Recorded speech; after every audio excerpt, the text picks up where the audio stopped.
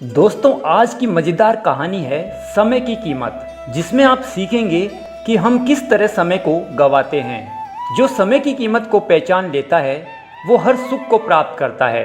बहुत ही शानदार कहानी, तो चलिए शुरू करते हैं। एक धन संपन्न व्यक्ति अपनी पत्नी के साथ रहता था, पर काल चक्र के प्रभाव से धीरे धीरे वह कंगाल हो गया।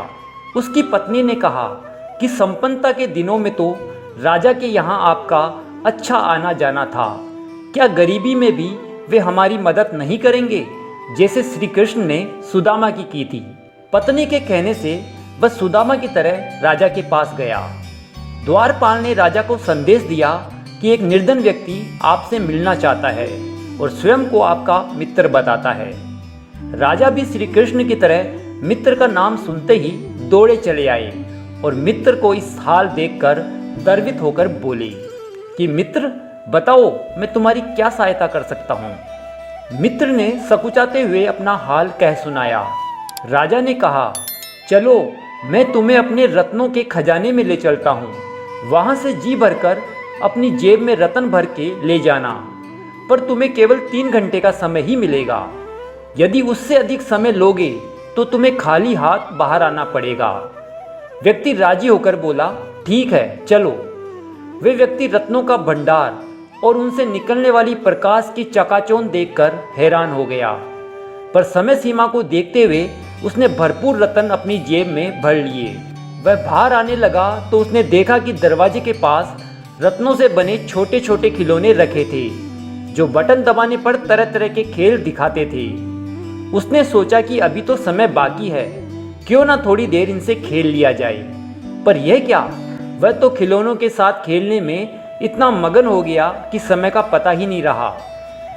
उसी समय घंटी बजी, जो समय सीमा समाप्त होने का संकेत था, और वह निराश होकर खाली हाथ ही बाहर आ गया। राजा ने कहा, मित्र, निराश होने की आवश्यकता नहीं है, चलो मैं तुम्हें अपने स्वर्ण के खजाने में ले चलता हूँ, वहाँ से जी भरकर सोना अपने थैले में भरकर ले जाना, पर समय सीमा का ध्यान रखना। ठीक है। स्वर्ण कक्ष में प्रवेश कर उस व्यक्ति ने देखा कि वह कक्ष भी सुनहरे प्रकाश से जगमगा रहा था। उसने शीघ्रता से अपने थैले में सोना भरना प्रारंभ कर दिया। तभी उसकी नज़र एक घोड़े पर पड़ी, जिसे सोने की काठी से सजाया गया था।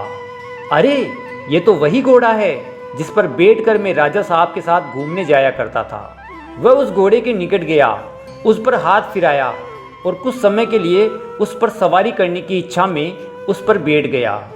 पर यह क्या, समय सीमा समाप्त हो गई और वह अभी तक सवारी का आनंद ही ले रहा था।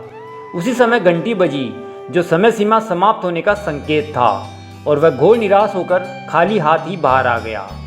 राजा ने कहा, मित्र, निराश होने की आवश्यकता नहीं है, चलो मैं तुम्हें अपने रजत के खजाने में ले चलता हूँ, वहाँ से जी भरकर चांदी अपने ढोल में भर के ले जाना, पर समय सीमा का ध्यान अवश्य रखना। वहां जाकर उसने देखा कि वह कक्ष भी चांदी की धवल आभा से शोभायमान था। उसने अपने ढोल में चांदी भरनी आरंभ कर दी। इस बार उसने तय किया कि वह समय सीमा से पहले कक्ष से बाहर आ जाएगा, पर समय तो अभी भी बहुत बाकी था।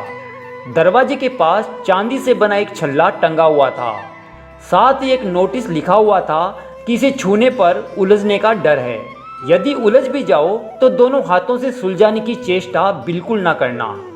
उसने सोचा कि ऐसी उलझनों वाली बात तो कोई दिखाई नहीं देती, बहुत कीमती होगा, कभी बचाव के लिए लिख दिया होगा, देखते हैं क्या माजरा है। बस फिर क्या था, हाथ लगाते ही वह तो ऐसा उलझा कि पहले तो एक हाथ से सुलझाने की कोशिश करता रहा।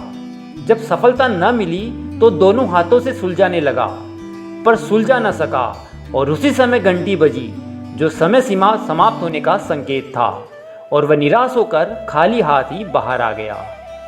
राजा ने कहा, मित्र, कोई बात नहीं, निराश होने की आवश्यकता नहीं है, अभी तांबे का खजाना बाकी है, चलो मैं तुम्हें अपने तांबे के खजाने में ले चलता हूँ, वहाँ से जी भरकर तांबा अपने बोरे में भर के ले जाना, पर समय सीमा का ध्यान रखना। ठीक है। व्यक्ति दुखी होकर सोचने लगा कि मैं तो जेब में रत्न भरने आया था और बोरे में तांबा भरने की नौबत आ गई। थोड़े तांबे से तो काम चलेगा नहीं, उसने कई बोरे तांबे के भर लिए। भरते भरते उसकी कमर दुखने लगी, लेकिन फिर भी वह काम में लगा रहा। विवश होकर उसने आसपास सहायता के लिए देखा। एक पलंग बिछा हुआ दिखाई दिया। उस पर सुस्ताने के लिए थोड़ी देर लेटा तो नींद आ गई और अंत में वहां से भी खाली हाथ बाहर निकाल दिया गया। दोस्तों, लालच को बढ़ाते बढ़ाते उसने सारे मौके गंवा दिए। क्या इसी प्रकार हम भी अपने जीवन में अपने साथ कुछ नहीं ले जाएंगे? दोस्तों, ऐसे ही हम भी समय मोह बंधन में गंवाते रहते हैं। बचपन खिलौनों के साथ खेलने में, जवानी विवाह के आकर्षण में और गृहस्थी की उलझन में बिता दी। बुढ़ापे में जब कमर दुखने लगी तो पलंग के सिवा कुछ दिखा नहीं। समय सीमा समाप्त होने की घंटी बजने वाली है। कहानी अच्छी लगी हो तो वीडियो को लाइक करें और चैनल को जरूर सब्सक्राइब कर लीजिए।